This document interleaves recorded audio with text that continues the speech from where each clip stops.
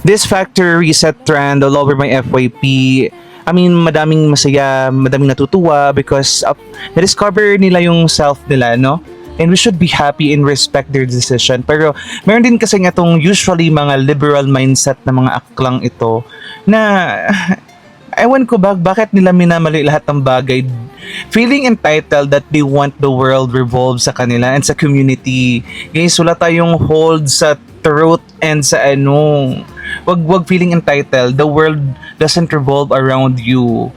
Why can't you be happy to someone or naging part ng LGBT and found that they are, you know, straight or happy to a straight guy or straight woman? Why can't you be happy na lang and support them? Why you really have to give some comments na ano, this is harmful to LGBTQ, everyone deserves na ano, na i-pursue kung saan sila masaya. Why can't you be happy and give respect? Ito kasi itong mga taong to, they are the people na sobrang negative and sobrang liberal mag-isip.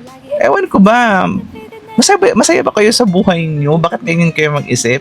Ito usually yung mga nagsusulong ng mga trans woman and soft woman eh. And 'di ba, they are doing that pero they can't even respect those people who found love and happiness. 'Di ba? We are human. We discover ourselves every day. Hindi naman na ano, I will say na, oh, ganito ako, ganyan ako. I will be ganyan na talaga ako. There will be changes and some realizations in our life. I mean, 'di ba?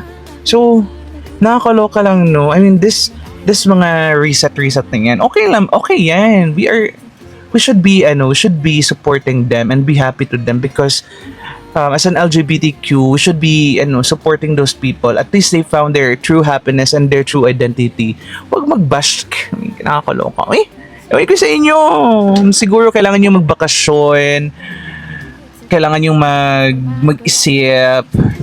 Try to find the meaning of your life, ganito, ganyan. Kasi you're completely lost.